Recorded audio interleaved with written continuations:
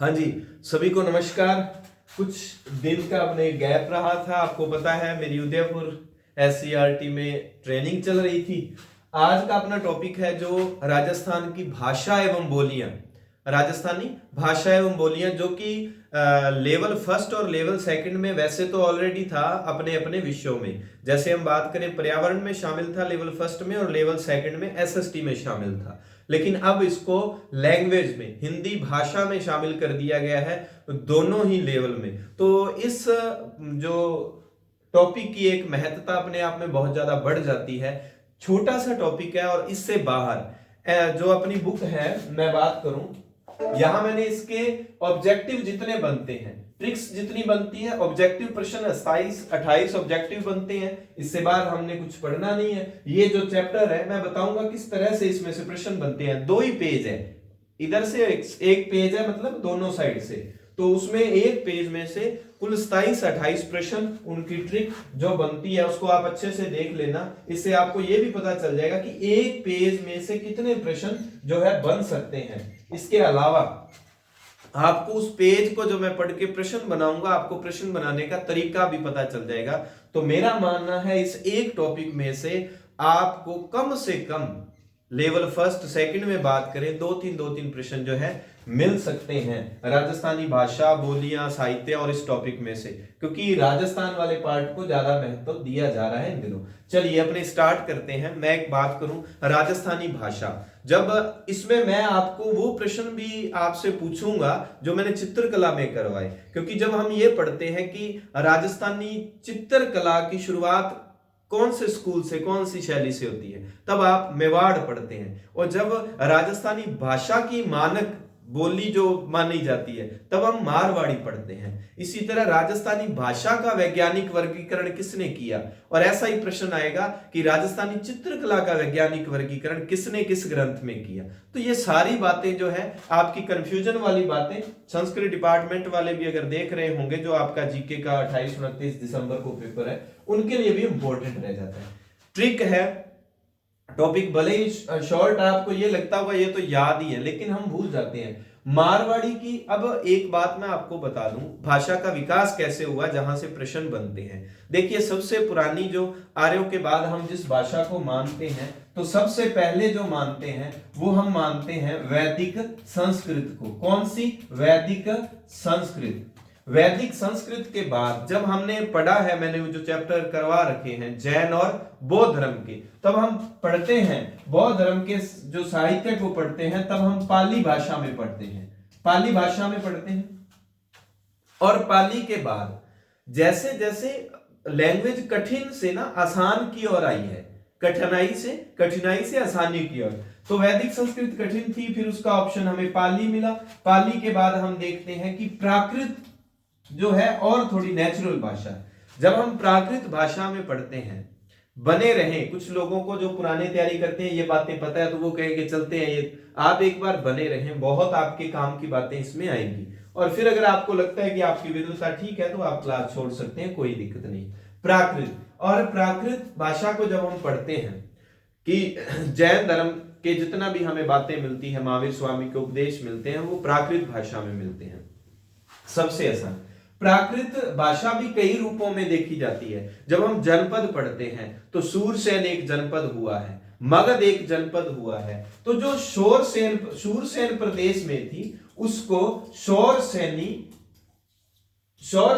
अपभ्रंश, यानी कि प्राकृत का जो बिगड़ा हुआ, मतलब बदला हुआ रूप, जिसमें खिचड़ी सी आ जाती है, कई भाषाओं का मेल आ जाता है। तो जो शूरसेन प्रदेश में हुआ करती थी, मगध में हुआ करती थी, वो मगध की प्राकृत मागधी होगी। मान लो मराठा में, महाराष्ट्र में है तो मराठी प्राकृत होगी। और जो शूरसेन प्रदेश में है, अपने जनपद था सूरसेन, आपको पता ही है, राजस्थान से लगता, तो सूरसेन में बोली जाने वाली शौरसेनी अपभ्रंश। यहां से प्रश्न पूछा गया है कि राजस्थानी भाषा का विकास किस से हुआ है, तो शौरसेनी अपभ्रंश से। लेकिन एक प्रश्न अभी तक नहीं पूछा गया, हमारी मूल बुक में जो दिया गया है, एकेडमिक सोर्स में दिया गया है, शौरसेनी अपभ्रंश से हमारे सामने 2 और बिगड़े हुए रूप मिलते हैं। एक मिलता है गुर्जरी अपभ्रंश। कौन सा? गुर्जरी अपभ्रंश।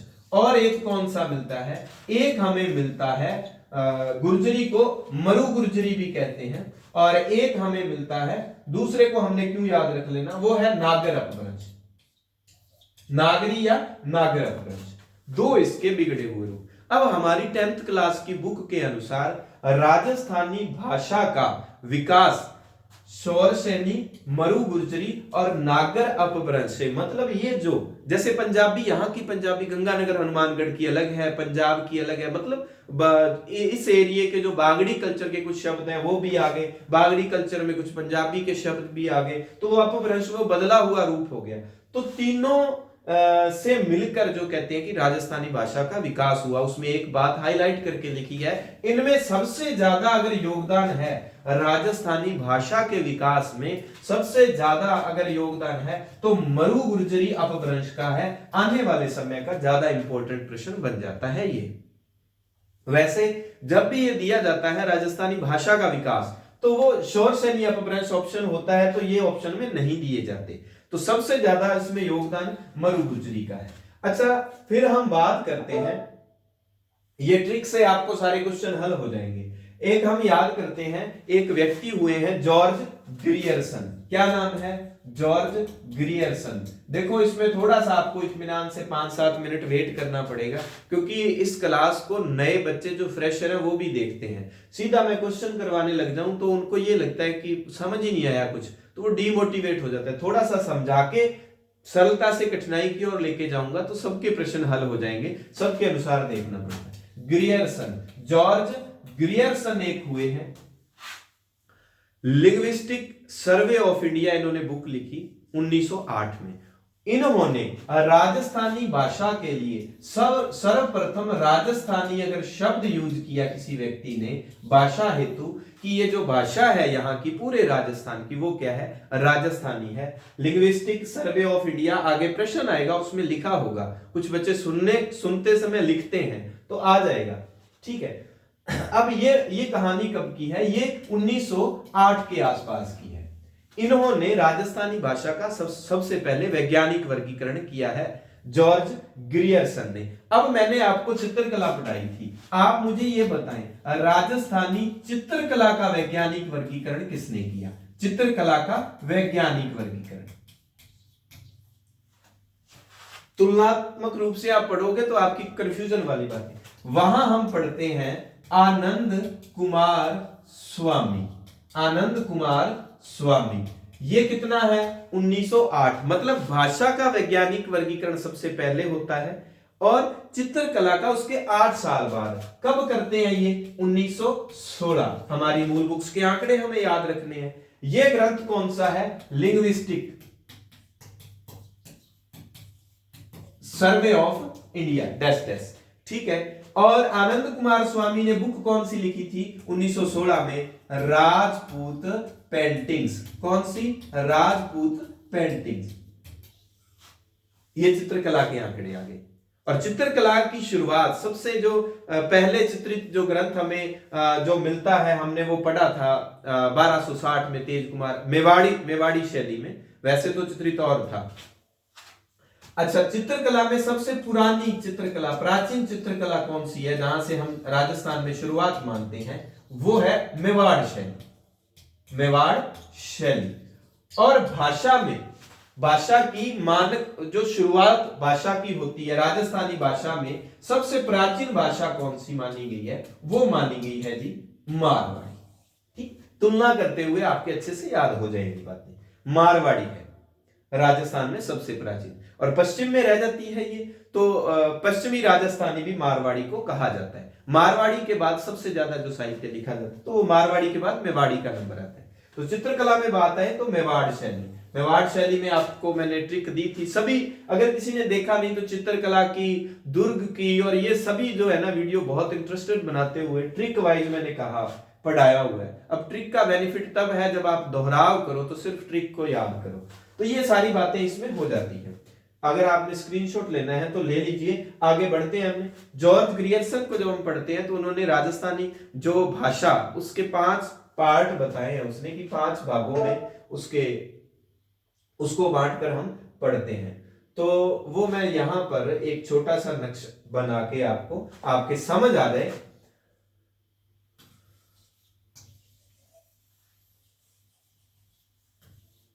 लो, ऐसा सा राजस्थान टूटा फूटा सा हमने बना लिया काम का।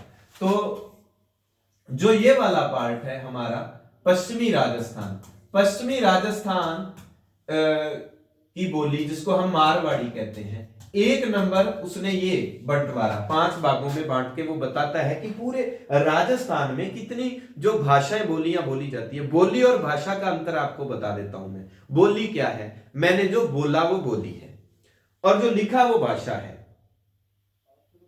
अब मैं ये कह दूं, मैं तो कई दिन ना कोई दिन उदयपुर जाके आया, बहुत पंगे सी उथे मसा आया ते बहुत औखे काम सी, बहुत औखे काम सी मसा आया ते आ मेरी बोली है।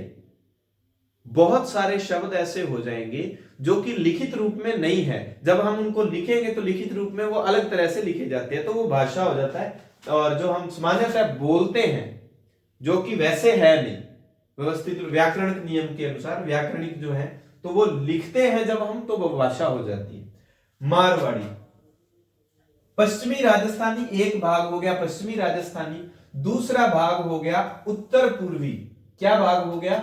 उत्तर पूर्वी राजस्थानी, जिसमें हम मान लेते हैं मुख्यतः मेवाती को। ठीक है। फिर भाग हो गया मध्य पूर्वी राजस्थानी। तीसरा भाग कौन सा हो गया? ग्रियर्सन के अनुसार मध्य पूर्वी राजस्थानी, जिसमें हम मान सकते हैं ढूंढाड़ी को, ढूंढाड़ी, और एक मान लेते हैं हम मुख्य भाषाओं में हाड़ौती को। मुख्य जो भाषा बोली कौन सी? हाड़ौती को। ठीक है, ढूंढाड़ी और हाड़ौती। फिर 4 नंबर पर उन्होंने रखा किसको? दक्षिण और पूर्वी राजस्थानी। किसको? दक्षिण पूर्वी राजस्थान, जिसमें हम मान सकते हैं किसको? मालवी को। कौन सी भाषा?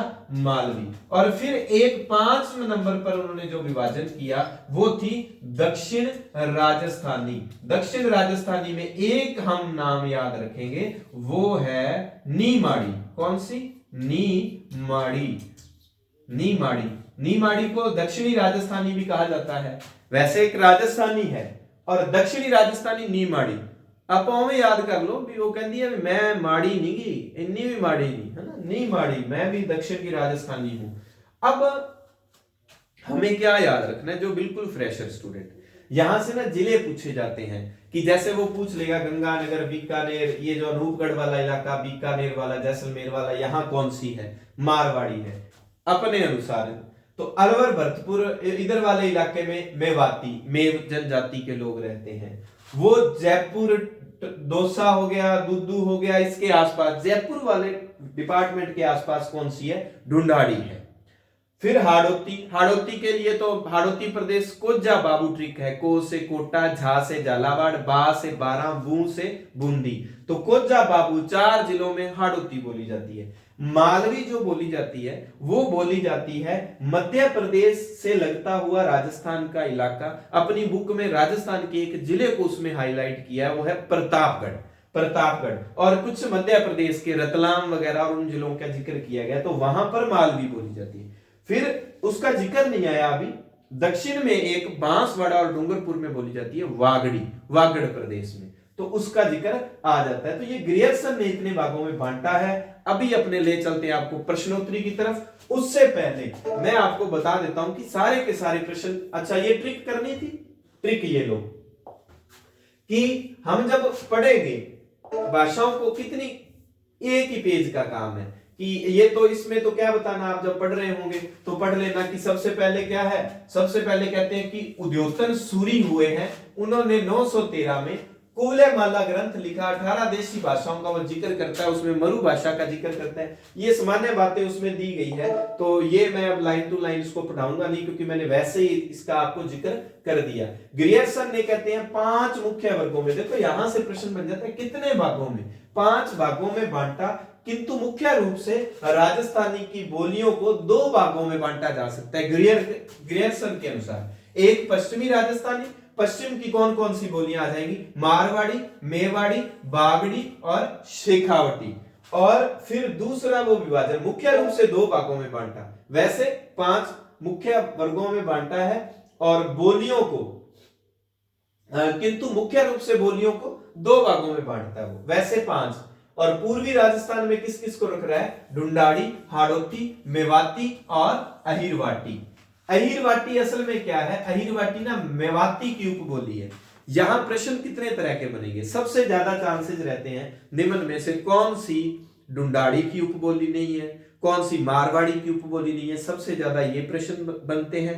और एक आध प्रश्न ऐसे बन जाता है जैसे जिला दे दिया कि अपने ढूंढाड़ी बोली से संबंधित क्षेत्र नहीं है, तो वो दौसा दे देगा, जयपुर दे देगा, दुदू दे देगा, एक आपको लिख देगा जैसे जालोर बाड़मेर, है ना। तो उस तरह से प्रश्न, 2 ही तरह के प्रश्न बनते हैं।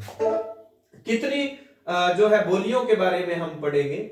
मारवाड़ी, मेवाड़ी, ढूंढाड़ी, हाड़ौती, मेवाती, वागड़ी, मालवी और शेखावटी।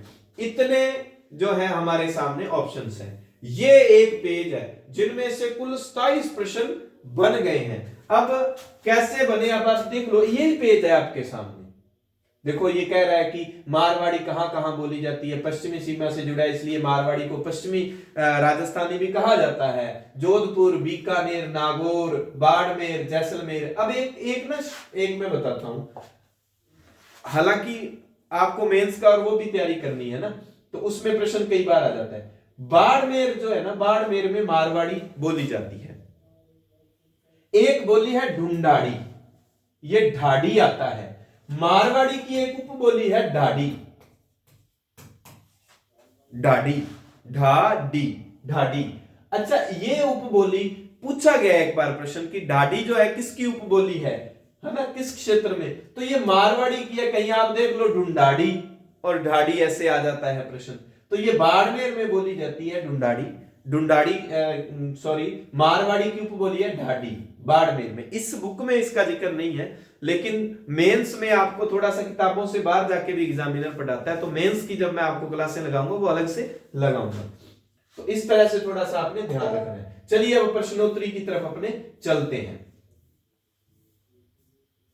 उससे पहले आपको ये ट्रिक लास्ट में बता दूं या पहले बता दूं, ताकि आपको प्रश्नोत्तरी करने में आसानी हो जाए। मारवाड़ी की उपबोलियां चलो लास्ट में करवाऊंगा ट्रिक। जिन्होंने वो तैयारी करके आए हैं, टॉपिक पढ़ के आए हैं, वो कहेंगे गुरुजी मैं तो तैयारी करता ही रह गया थे, तो पहले ही समझा दियो, फिर सानू तो फिर मेहनत की है गई। कुड़ियां ज्यादा रोन लग जाती वैसे, मुंडे तो बेचारे समझदार होते हैं। चलो जी, हाँ, राजस्थान की मानक बोली है। यहां मैंने ना ऑप्शन डाला हुआ है अनुत्तरित प्रश्न।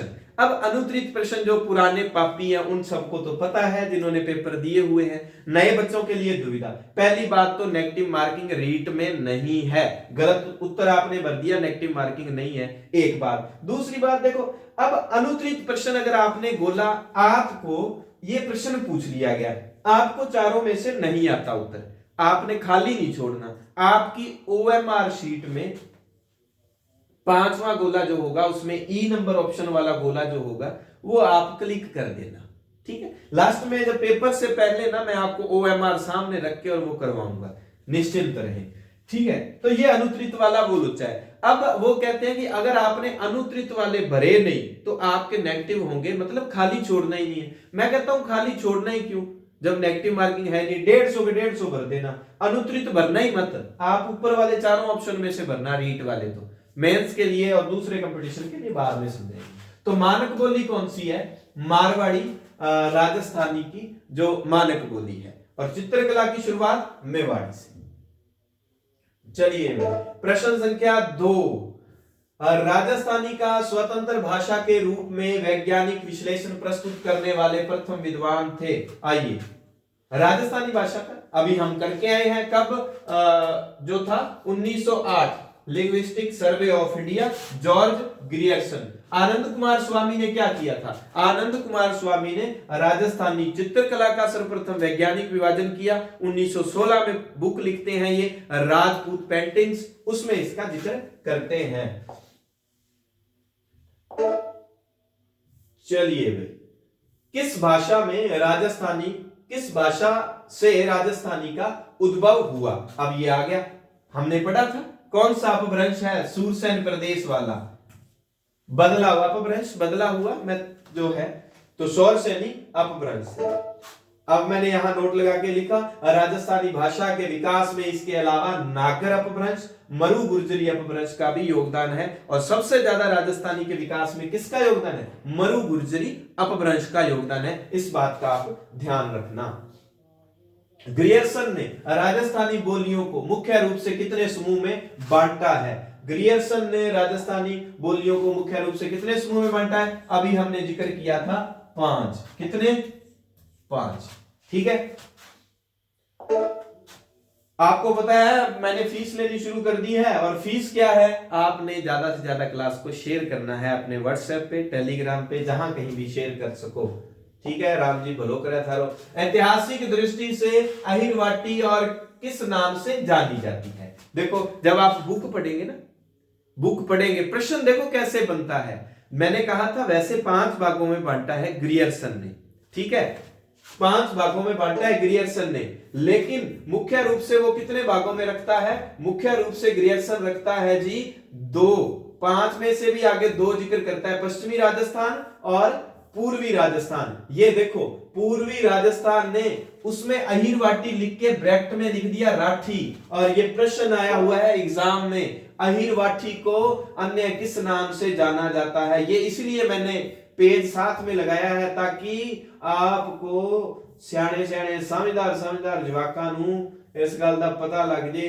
एग्जामिनर जिथे थोड़ी सोच मुकदी है ना, उथों सोचना शुरू करता है। देख लो अहिरवाटी और किस नाम से जानी जाती है? मैंने बताया था अहिरवाटी राठी नाम से, और अहिरवाटी जो है मेवाती की क्या है? उपबोली है। अहिरवाटी किसकी उपबोली है? मेवाती की उपबोली है अहिरवाटी। इस बात का ध्यान रखना। और अहिरवाटी का ही नाम है राठी। अब आप एक ध्यान रखो, राजस्थान की सर्वश्रेष्ठ गाय कौन सी है? सर्वश्रेष्ठ गाय कौन सी है? राठी गाय। ध्यान रखना, राठी बोली तो मेवात प्रदेश में बोली की बात है, मेवाती की उपबोली है, अलवर वाला और उधर वाला जो इलाका है वहां बोली जाती है। लेकिन राठी गाय का जब जिक्र आता है तो ये कहां आती है? पश्चिमी राजस्थान में। कहां आती है? पश्चिमी राजस्थान में। जिलों की बात करूं, जैसलमेर, कौन सा? जैसलमेर और बीकानेर, और आप अपने मान लो आज वाला ये अब जो चल रहा है हमारा जिला अनूपगढ़, मुख्यतः इन जिलों में जो है राजस्थान में गाय की जो सर्वश्रेष्ठ गाय की जो नस्ल मानी जाती है राठी गाय, वो पश्चिमी राजस्थान में है। लेकिन राठी बोली कहां है? अलवर मेवात प्रदेश में, क्योंकि मेवाती की उपबोली है। राठी का नया नाम क्या है? अहिरवाटी। देखो कितने शानदार तरीके से मैंने आपको बात बता दी है। देखो एक बात और, राठी गाय जो है ना मिक्स वर्जन है। कौन कौन सी 2 नस्लों का? ये भी प्रश्न देखो, राठी गाय सिंधी प्लस साहिवाल, इन दोनों का मिला जुला ये नस्ल तैयार होती है मिलाकर राठी गाय। और ये जैसलमेर, बीकानेर, अनूपगढ़ और गाय की सर्वश्रेष्ठ नस्लों में से एक है राठी गाय। हाड़ौती बोली राजस्थान के किस क्षेत्र में प्राय नहीं बोली जाती? हाड़ौती बोली के मैंने बार बार बताए हैं, एक बार और बता देता हूं। जिले कौन से हैं? कोज्जा, बाबू, बू से, ये बाबू को नहीं है छोना वाला, ये बाबू एलडीसी वाला है। बाबू बू से बूंदी, बा से 12। सामान्य ट्रिक बच्चों को, पुराने बच्चों को तो ध्यान है, नए बच्चों के लिए ये नहीं हो सकती है। झालावाड़ और कौन सा हो गया? को से कोटा। ये 4 जिले हाड़ौती के हैं। जब हम हाड़ौती शैली को पढ़ते हैं चित्रकला में तब हम इनको पढ़ते हैं ना। और हाड़ौती में कोटा शैली में हमने क्या ट्रिक रखी थी? गोविंदा को बिठाया था, हाथ में लस्सी का गिलास था, कोट पहनाया था, याद है ना? वही हाड़ौती है। और कौन सा जिला इसमें शामिल नहीं है? भरतपुर, क्योंकि भरतपुर वाले इलाके में कौन सी बोली है? मेव जाति के लोग रहते हैं, तो यहां पर कौन सी हो जाएगी? मेवाती। चलिए प्रश्न संख्या 7। अच्छा आप कहेंगे हमें तो बोलने ही नहीं दिया जाता। आ जाओ अब बताओ कमेंट करके, टाटी, ढुडकी, थली, अरे ये खिराड़ी नहीं आएगी यहां पर।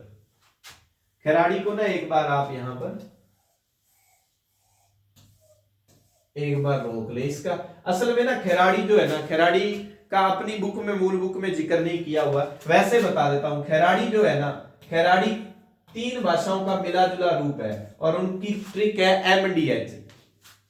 M से क्या है? मेवाड़ी। D से क्या है? ढूंढाड़ी, ठीक है। और H से क्या है? हाड़ौती। इन, क्योंकि जब हम पढ़ेंगे ना आगे, मैं बताऊंगा आपको, जब हम रांगड़ी पढ़ेंगे, मालवी की उपभाषाएं हैं 2, रांगड़ी और नीमाड़ी। और रांगड़ी जो है वो 2 भाषाओं का मिला जुला रूप है। आगे याद करवा दूंगा, नए बच्चे चिंता मत करें। वो अब मैंने तो इसको याद रखा हुआ है कि मेरे मामा हैं, मामा राग निकालते रहते हैं, तो राग मामा, माँ से मालवी, माँ से मारवाड़ी, तो मारवाड़ी और मालवी का मिला जुला रूप है रांगड़ी। 3 MDH का मिला जुला रूप है खैराड़ी। और खैर दे दो किसको कह रहे हो? शाह को। बेसिकली शाहपुरा वाला जो इलाका है ना, भीलवाड़ा से अलग होकर जो शाहपुरा नया जिला बना है, वहां खैराड़ी बोली जाती है। और खैराड़ी 3 बोलियों का मिक्सअप है। MDH, M से मारवाड़ मत याद है, मेवाड़ी है, D से ढूंढाड़ी है और H से हाड़ौती है। यहां से आप बता दो ढुडकी, ढाडी, थली किस बोली की उपबोलियां हैं? बता तो रहे हो आप कमेंट करके। हाँ जी, मैंने आगे ट्रिक बनाई हुई है। थाली, जोधा जो है, एक शेख साहब है, वो थाली में गुड़ रख के बैठे हुए हैं, और ऐसे बड़ी शानदार ट्रिक आगे आपको इसकी मिलेगी। इसका ठीक उत्तर है, बिल्कुल ठीक कह रहे हैं आप, मारवाड़ी। निम्न में से कौन सी मारवाड़ी की उपबोली नहीं है? मारवाड़ी की उपबोली नहीं है। मारवाड़ में मैंने कहा था पश्चिमी राजस्थान वाला बीकानेर उधर है, जोधपुर उधर है, थली अबर हमने पढ़ ली, और ये जो नहीं है। अच्छा, कमेंट करके बताएंगे नागरचोल जो है किसकी उपबोली है? नागरचोल। आगे ट्रिक आएगी, यहां से आप चोल उठा लो। एक तोरू की सब्जी खाई है? तोरू की, तोरी पंजाबी ने तोरी, तोरी दे घर वाला तोरा, ठीक है, तोरा वाटी। तोरी फीमेल होगी, तोरा मेल हो गया, है ना? तो तोरू हो गया, चोल हो गए, तोरू हो गए, ठीक है। और राजा बेटा को कह रहे हैं, राजा बेटा चोल बने हुए कड्डी वाले, और चोल में कड्डी नहीं है, तोरू की सब्जी है। तो राजा बेटा चोल में से तोरू ढूंढ लो, राजा बेटा चोल में से तोरू ढूंढ लो। तो ढूंढाड़ी की उपबोलियां हैं तोरू, यानी कि तोरा वाटी, राजा बेटा से राजा वाटी, और चोल से नागर चोल। राजा बेटा चोल में से तोरू ढूंढ लो, कोई तोरू की सब्जी मिला है तो, ठीक है। तोरी लेकर रहा तोरा। चलो जी, नागर चोल इसका निम्न में से कौन सी मारवाड़ी की उपबोली नहीं है? नागर चोल इसकी उपबोली नहीं है। उपबोलियों के आगे लास्ट में ट्रिक दूंगा, एक बार आप फिर जो तैयारी करके हैं उनका अभ्यास भी तो देखें। रांगड़ी बोली मिश्रण है, मैंने अभी आपको बताया। मामा जो है, मामा क्या गाते हैं? देखो आपने क्या करना है, उससे पहले देखो आज 22 दिसंबर है ना। 22 दिसंबर बड़ा इंपॉर्टेंट दिन हो जाता है, सिर्फ सिख इतिहास के लिए नहीं, क्योंकि आज के दिन विश्व की जो प्रसिद्ध युद्ध हम मान लें, जंग मान लें, वॉर, उसमें एक वॉर आता है चमकौर, चमकौर का युद्ध आता है 22 दिसंबर 1704, 4 ही है, 4 के आसपास की, 1704 22 दिसंबर चमकौर का युद्ध हुआ, जिसमें मुगल फौज की संख्या है 10 लाख और सिख सैनिकों की संख्या है गुरु गोबिंद सिंह जी के नेतृत्व में, वो कितने हैं? वो है मात्र 40। और 40 लोग भूखे प्यासे पिछले 8 माह से जो संघर्ष कर रहे हैं, आनंदपुर दुर्ग को जब 8 माह पहले घेर रखा था, वो लोग 40 लोग 10 लाख फौज से लड़ते हैं।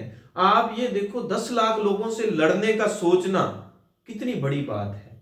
और ये जो लासानी जो कुर्बानी हुई, ये कुर्बानी एक सिख इतिहास नहीं, यह मानवता के लिए हुई थी। क्योंकि धर्म जो था, आपने सुना होगा, गुरु गोविंद सिंह जी के पिताजी जो तेग बहादुर, हिंद की चादर, तो जो अपने ब्राह्मण जो थे, हिंदू ब्राह्मण थे, उत्तर से कश्मीर से आने वाले उनके लिए उन्होंने एक धर्म की रक्षा के लिए औरंगजेब ने फरमान जारी कर रखा था कि सबको क्या है, मुसलमान बनाना है। अल्लाह यार खान जोगी कहते हैं बड़े अच्छे से, ना बात कहूं अब की ना बात कहूं तब की, अगर ना होते गोविंद सिंह तो सुन्नत होती सबकी।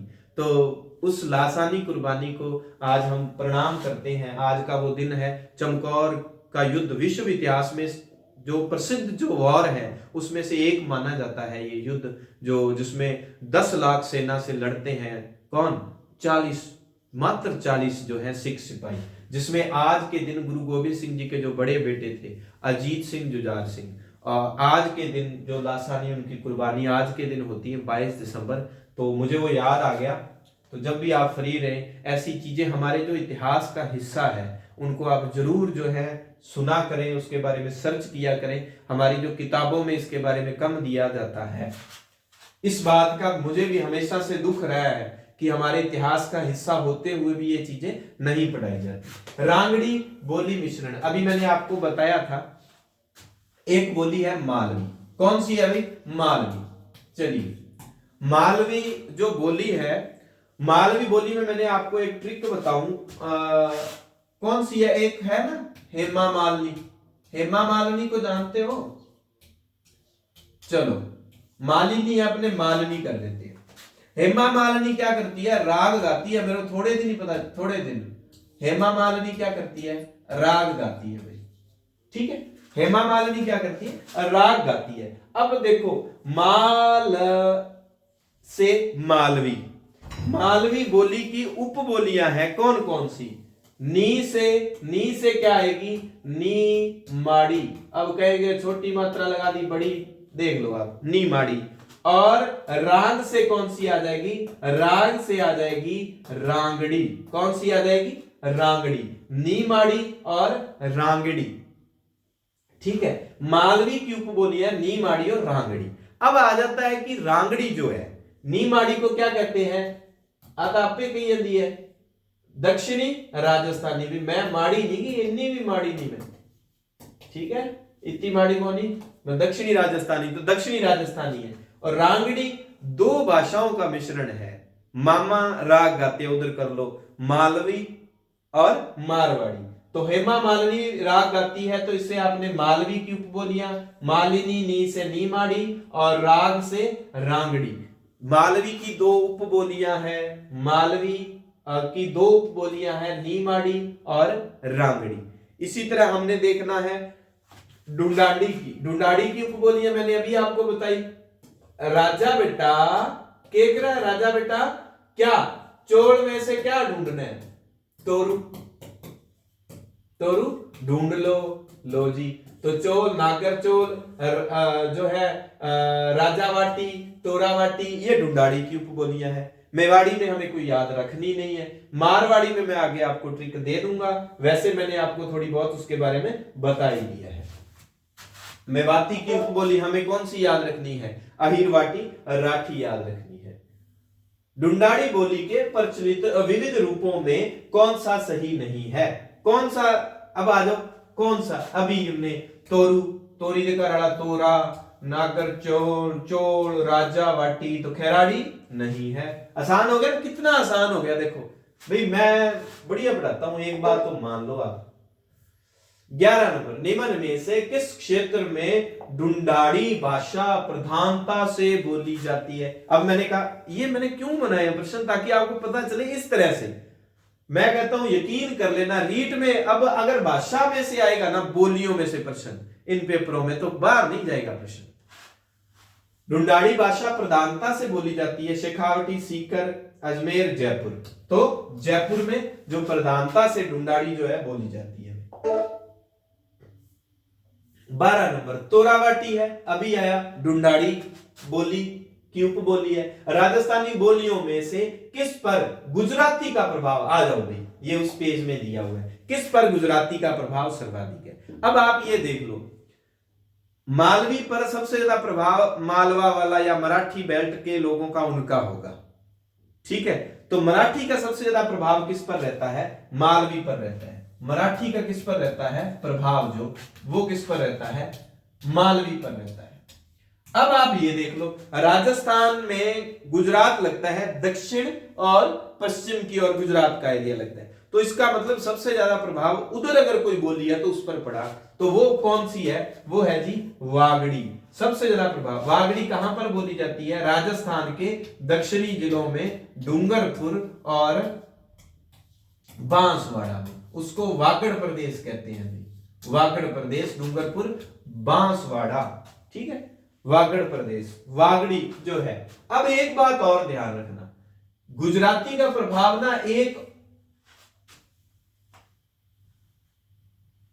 मजबूत प्रभाव जो है, अच्छा इसमें ढूंढाड़ी ऑप्शन में दे दिया, यहां थोड़ा सा ना, अब आप देखना, अगर सबसे ज्यादा ऐसी बात आती है सबसे ज्यादा तो वागड़ी पर ही है, लेकिन अपनी बुक में ढूंढाड़ी, हाँ इसलिए ऑप्शन डाला था कि आपको दोनों बातें क्लियर हो जाए। इस पर भी गुजराती का प्रभाव देखने को मिलता है, ढूंढाड़ी पर भी, इस बात का ध्यान रखना।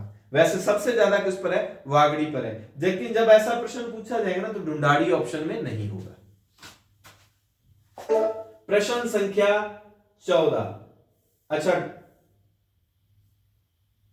डूंगरपुर बांसवाड़ा क्षेत्र में कौन सी भाषा बोली जाती है? अभी हमने पढ़ा डूंगरपुर बांसवाड़ा में, और ये जो है ना डूंगरपुर बांसवाड़ा में जो बोली जाती है उसको ग्रियर्सन ने एक नाम दिया है।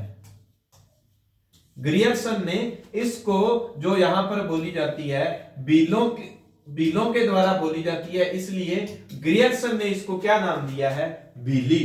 बिल्ली मत कर देना, बिल्ली है, बिल्ली है भाई, और ये बोली कौन सी है? वागड़ी है। प्रश्न संख्या 15, वागड़ी बोली राजस्थान के किस भाग में बोली जाती है? आ जाओ भाई, बहुत इंपॉर्टेंट, बड़ा ही शानदार। अब आपको ना दिमाग, अगर ना मानचित्र हमें अच्छे से याद है ना, एक काम कर लेना, जब आप पढ़ते समय थक जाए ना, बहुत ज्यादा पढ़ लिया, उसके बाद एक ही काम किया करो, राजस्थान का मानचित्र देख लिया, भारत का देख लिया, तो इससे आपको होगा क्या? आपको ये पता चलेगा, अच्छा इस जिले के उत्तर में ये है, पूर्व में ये है, पश्चिम में ये है, दक्षिण पश्चिम में ये है, उत्तर पूर्व में ये है, तो ये आपके दिमाग में अगर बात आ गई ना, आपके प्रश्न जो है ना बहुत सारे, आपको टॉपिक बहुत सारे अच्छे से याद हो जाएंगे आसानी से। अब बताएं कमेंट करके आप कि वागड़ी बोली राजस्थान के किस भाग में बोली जाती है। प्रश्न आया हुआ भी है लेकिन लॉजिकली है भाई, राजस्थान के बिल्कुल दक्षिण में एक जिला कौन सा पड़ता है? बांसवाड़ा पड़ता है। अब आप ये देख लो, उत्तर पूर्व तो है नहीं, ये तो कट हो गया कि राजस्थान के उत्तर में तो नहीं बोली जाती, ठीक है, राजस्थान के दक्षिण में बांसवाड़ा हो गया। अच्छा फिर हो गया पश्चिम, तो पश्चिम भी कट है कि राजस्थान के इधर वाले पार्ट में तो नहीं बोली जाती, ठीक है। अब रह गए दक्षिण पूर्व और दक्षिण पश्चिम। दक्षिण पूर्व का मतलब है कि एक जिला यहां से उठाएं, एक जिला इस तरफ का हो, तो वो तो हो जाएगा दक्षिण पश्चिम, हो गया ना। नए बच्चों के लिए एक बार थोड़ा और, जब आप नक्शा देखो तो ऊपर वाला इलाका उत्तर, नीचे वाला दक्षिण, इधर वाला पूर्व, इधर वाला पश्चिम, तो यहां बांसवाड़ा हो गया, इसका मतलब एक जिला तो जो है दक्षिण का है। दक्षिण पश्चिम है या दक्षिण पूर्व, तो बांसवाड़ा के यहां पर कौन सा है? डूंगरपुर है। कौन सा? तो दक्षिण से पश्चिम की ओर बढ़ रहे हैं, और इधर प्रतापगढ़ है। प्रतापगढ़ में कौन सी बोली जाती है? प्रतापगढ़ में मालवी बोली जाती है, तो इसका ठीक उत्तर कौन सा हो जाएगा? दक्षिण पश्चिम। बहुत ही शानदार प्रश्न, लॉजिकली बनाया गया प्रश्न है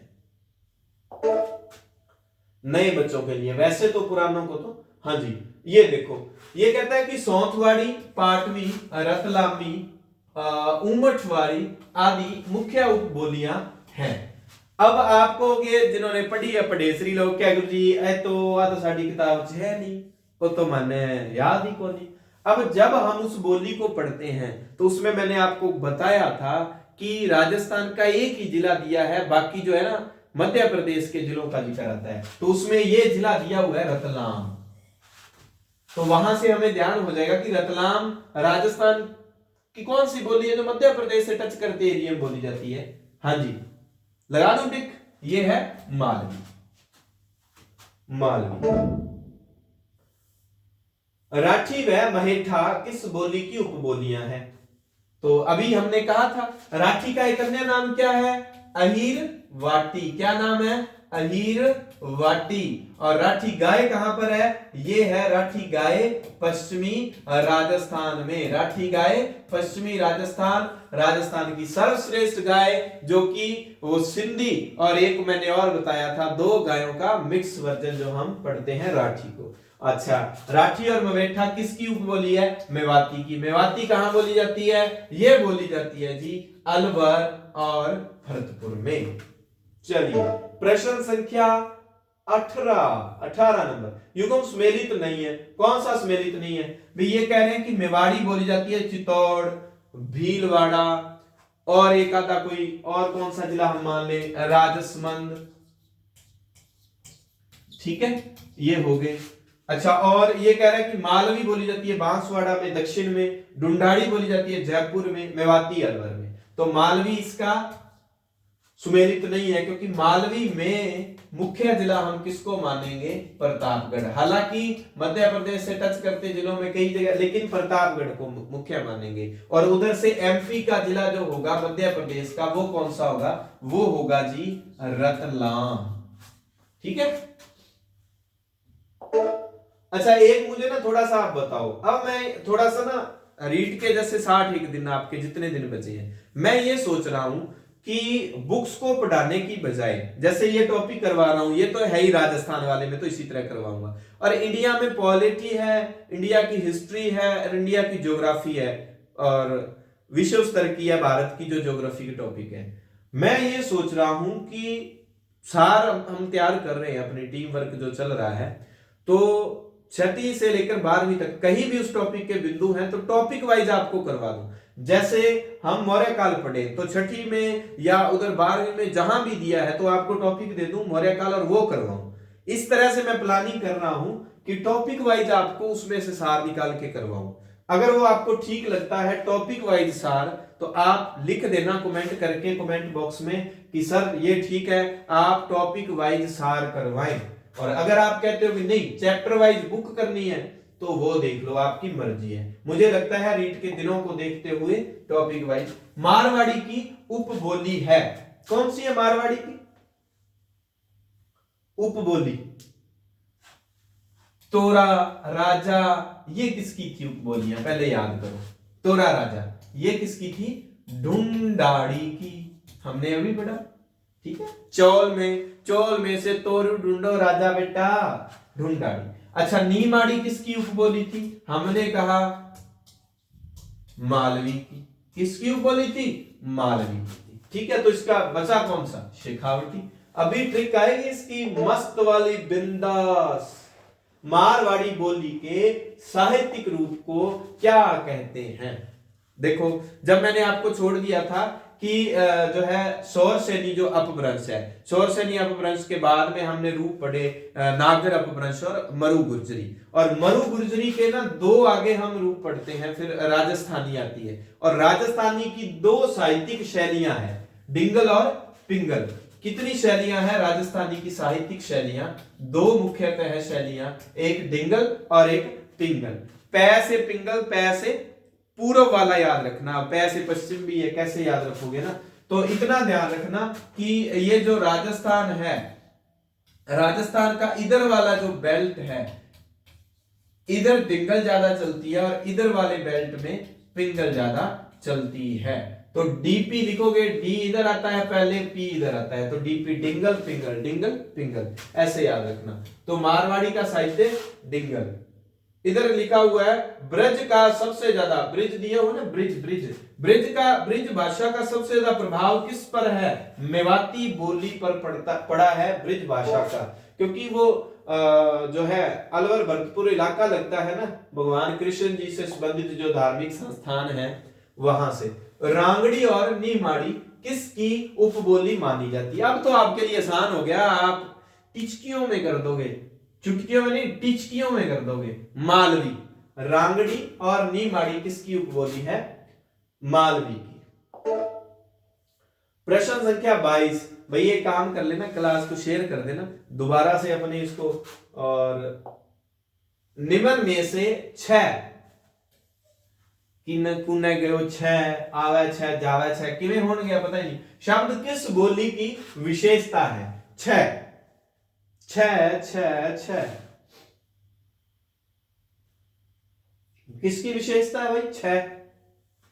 एक तो मुझे ध्यान है हमारे मीणा जी हैं कुशल किशोर जी मेरे साथ, वो खाजू वाला जब पोस्टिंग थी तो वहां पर कुशल किशोर जी, तो वो मुझे पता है छ छ अपनी बोली कई बार मेरे साथ बोलते थे। एक तो छ आता है हाड़ोती में, हाड़ोती यहां ऑप्शन में है नहीं। तो दूसरी जगह कौन सी है जहां छ आता है? वो है ढूंढाड़ी। कुशल किशोर जी को आज मैंने याद कर लिया। मीणा जी हिंदी के बहुत अच्छे विद्वान हैं भाई। दौसा बगरू दुद्दू की बोली है। दौसा बगरू दुद्दू, दुद्दू नया नया जिला बना भाई, जिला बना है, सबसे छोटा जिला है ना दुद्दू, छोटा जिला, चलो छोटा जिला। अच्छा ये फिर कौन सी होगी? ढूंढाड़ी, जयपुर के आसपास है तो ढूंढाड़ी बोली जाती है यहां पर। मुझे कमेंट करके जरूर बता देना भाई। और ये पीडीएफ आपको भेजने में इससे पहले थोड़ी सी देरी हो जाती थी। अब मैंने ट्रेनिंग वाला जो है, अभी रीड तक कोई ट्रेनिंग होगी नहीं मेरी, ये उम्मीद है, क्योंकि आपको पता है शिक्षा डिपार्टमेंट के 2 हेड ऑफिस, एक तो निदेशालय हो गया बीकानेर और एक जहां से पाठ्यक्रम RSCRT, तो वहां बुलावा आ जाता है तो जाना पड़ता है। और अब मैंने कहा है कि मत लगाना ड्यूटी, तो आपको कंटिन्यू संतवीर सर टेलीग्राम पर निःशुल्क इसकी जो पीडीएफ भेज दी जाएगी। और क्लास आपको 7:30 बजे क्लास का राइट टाइम रहेगा।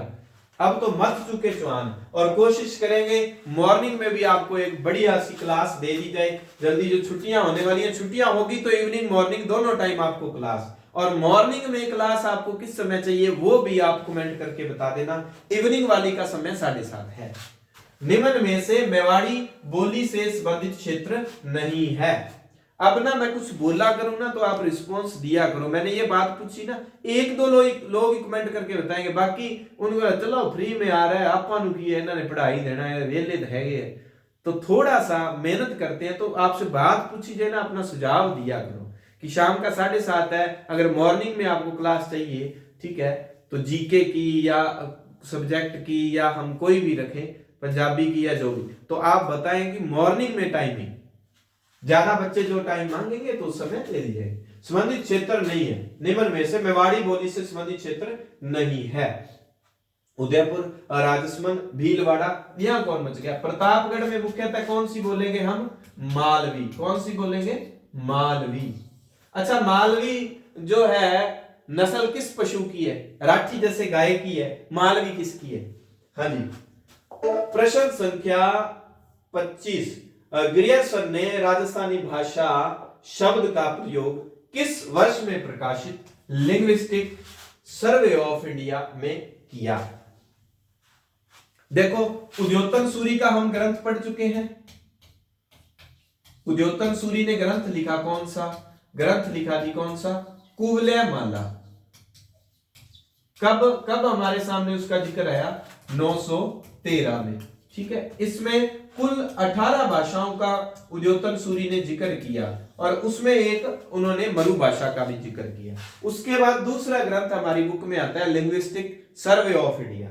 ये कब का है? ये है जी 1908 का। 1916 में क्या था भाई? 1908 ही है क्या? कमेंट करके बताएं, मैं थोड़ा सा चेक भी कर लेता हूं, मुझे थोड़ा सा डाउट रहता है इस पर। 1912 भाई, है ना? 1912 है, मुझे डाउट था उस समय भी 8 बताया गया शायद। ये कौन कब का है? ये है भाई 1912 का, थोड़ा सा वो वहां मिस्टेक रह गई थी, 1912 का है भाई, ठीक है। और 1916 में क्या हुआ था? 1916 में हुआ था वो राजपूत पेंटिंग। राजपूत पेंटिंग किसने लिखी थी? ये लिखी थी आनंद कुमार स्वामी ने। और राजस्थानी चित्रकला का वैज्ञानिक वर्गीकरण राजपूत पेंटिंग में 1916 में आनंद कुमार स्वामी ने दिया। और राजस्थानी भाषा का वैज्ञानिक वर्गीकरण देने वाले हैं ग्रियर्सन। इन्होंने बुक लिखी है लिंग्विस्टिक सर्वे ऑफ इंडिया। कब? 1912। ये डाउट था भी, उस समय भी मैंने 8 लिख दिया था बाय मिस्टेक, 1912 है भाई, ठीक है। गलतियां हो जाती हैं भाई, ऐसे हो जाती है, देख लो। कुवलयमाला ग्रंथ में कितनी भाषाओं का उल्लेख है? कितनी? 22 भाषाएं कहां है? संविधान की अनुसूची में कितनी है? 22। अच्छा, संविधान की अनुसूचियां कितनी है? 12 है ना। अनुसूचियां कितनी है कुल? भारतीय संविधान में अनुसूचियां कितनी? लिस्टें। फिर आता है भाग कितने हैं? अनुसूचियां कितनी है? अनुसूचियां है जी 12, भाग कितने हैं? 22। और भाषाएं कुल कितनी है? संविधानिक 22 ही है क्या? कमेंट करके बताओ। और कुल्यमाला में 18 भाषाओं का जिक्र आता है। ये जब पढ़ो ना, इसका ज्यादा सीरियस मत लिया करो कि संविधान जो है ना एक किताब है, किताब के आगे कुछ लिस्ट दी गई है। आप लिस्ट नहीं बनाते, राशन लेके आना है 5 किलो चीनी, आधा किलो चाय पत्ती और जो भी, तो लिस्ट होती है। कितनी लिस्टें हैं? 12 है। किसी लिस्ट में 2 पार्ट है, किसी में 1 है, तो भाग कितने हैं उसके? 22 भाग है। ठीक है, 22 भाग है। और लिस्ट में आगे लिखा हुआ है, फिर उसके जो है भाग हैं 22, उनमें दिया हुआ है। आप ये मान लो कि इतने नंबर पेज पर ये है, इतने नंबर पर। किताब के आगे लिस्ट नहीं लगी होती, वो है लिस्टें। सूचियां 12 है, भाग 22 है। पॉलिटिकल जब शुरू करेंगे तब इनका जिक्र किया जाएगा। अच्छा, 8 मैंने ऑप्शन में इसलिए डाला था, अनुसूचियां पहले कितनी थी? 8, बाद में कितनी होगी? 12। राजस्थानी भाषा का उद्भव लगभग किस सदी का माना जाता है? इंपॉर्टेंट बात है। टेस्सीटोरी की अगर बात आए ना, इस व्यक्ति की, टेस्सीटोरी, बीकानेर आया था ना भाई, टेस्सीटोरी एक विद्वान है। अब टेस्सीटोरी के अनुसार राजस्थानी भाषा का उद्भव कब हुआ? तो ये तो सीधा कहेगा 12वीं सदी। कब कहेगा? 12वीं सदी। एक बार प्रश्न भी आया हुआ है, टेस्सीटोरी के अनुसार राजस्थानी भाषा का उद्भव, तो 12वीं सदी आ जाता है। और 11वीं सदी भी ऑप्शन में था, लेकिन अगर सीधे प्रश्न आता है राजस्थानी भाषा का उद्भव, तो 11वीं 12वीं सदी ऑप्शन में दिया होता है। और स्वतंत्र रूप से उद्भव कब होता है? स्वतंत्र रूप से विकास जो है जारी होता है, वो ये 16वीं सदी में उसका विकास शुरू होता है। यहां मैंने कुछ पॉइंट्स दिए हुए हैं। 16वीं सदी स्वतंत्र रूप से विकास शुरू होगा राजस्थानी भाषा का। 17वीं सदी में पूर्णतः स्वतंत्र हो जाती है राजस्थानी भाषा। अब यहां दिया हुआ है राजस्थानी भाषा का स्वर्ण काल 1650 से, वैसे आपको मेंस के लिए थोड़े कुछ आंकड़े, 1650 से 1850, और ये था राजस्थानी भाषा का स्वर्ण काल। मतलब 17वीं सदी होगी ना, 17वीं सदी में पूर्णतः स्वतंत्र हो गई थी। और मेवाड़ी चित्रकला का स्वर्ण काल, ये इससे मिलता हुआ सन है, 1628 से 1652। कौन सा राजा था? जगत सिंह प्रथम। तो ये चित्रकला टॉपिक पढ़ाया हुआ है, तो मैंने सोचा आपको रिवाइज हो जाएगा साथ में। मेवाड़ी चित्रकला का स्वर्ण काल पूछे हुए हैं, ये सन दोनों ही 1628 से 52। और राजा, किस राजा के समय को कहा जाता है? जगत सिंह के। और राजस्थानी भाषा का स्वर्ण काल है 1650 से 1850। ग्रियर्सन 5 वर्ग बताता है। पश्चिमी राजस्थानी, ये राजस्थानी है, ठीक है, राजा मतलब पॉइंट लगाया मैंने, और ये मैंने आपको समझाया हुआ है। उत्तर पूर्वी राजस्थानी, मध्य पूर्वी, ये आपको नोट्स में मिल जाएगा एकदम व्यवस्थित रूप से लिखा हुआ। मारवाड़ी उपबोलियां, ये ट्रिक देखो। शेख साहब ने थाली में गुड़ देके जोधा को मार दिया। भाई शेख साहब है कोई, थाली लेके, थाली में गुड़ था, गुड़ दिया उसको, गुड़ में जहर होगा, जोधा को मार दिया। तो मार से क्या है? मार से क्या है? मारवाड़ी। शेख से क्या है? शेखावटी। ठीक है, शेख से क्या है? शेखावटी। अच्छा, थाली से क्या है? थाली से है थली। थली उपबोली है मारवाड़ी की। और गुड़ से क्या है? गुड़ से है गोड़ा वाटी। गुड़ से क्या है? गोड़ा वाटी, गोड़ा वाटी। ठीक है, जोधा से जोधपुर। तो जोधपुरी चाहे थली आ जाए, चाहे बाड़मेरी आ जाए, चाहे गोड़ावाटी आ जाए, चाहे शेखावटी आ जाए, ये किसकी उपबोलियां हैं? मार डाला, मारवी, मार डाला। ठीक है, तो ये इंपॉर्टेंट है, थली एक तो, और एक गोड़ावाटी। तो थाली में गुड़ दे के मार डाला शेखा ने, किसको? जोधा को। शेखा ने जोधा को थाली में गुड़ दे के मार डाला, गुड़ रख के मार डाला, कैसे ही करके। तो गोड़ावाटी और थाली इंपॉर्टेंट, याद रख लेना मारवाड़ी की उपबोलियां। राजा तोरू चोल ढूंढ दो, तो चोल में तोरू की सब्जी है राजा बेटा, उसको ढूंढ लो। और मालवी की कौन सी है? हेमा मालवी राग गाती है। माल से मालवी, नी से निमाड़ी, राग से रागिड़ी। इस तरह से हमने इसको याद रख लेना है भाई। टॉपिक आपको अच्छे से याद हो गया होगा। कल से अपन प्रयास अपना ये रहेगा, प्रयास क्या रहेगा कि अपने टॉपिक वाइज शुरू करते हैं। इंडियन हिस्ट्री को या तो लग जाते हैं, मिड से लग जाते हैं, मुगल वाले सिस्टम से, या आगे पीछे जहां से भी सेट बैठता है, तो टॉपिक वाइज कल से अपने स्पेशली रीट और मेंस के अनुसार शुरू करेंगे। ठीक है, जो जो बातें आपको पूछी गई है वो कमेंट में आप बता दोगे, क्लास को शेयर कर लेना। ठीक है, मेरा हौसला बढ़ाए रखना। मिलते हैं नेक्स्ट क्लास में। धन्यवाद। जय हिंद।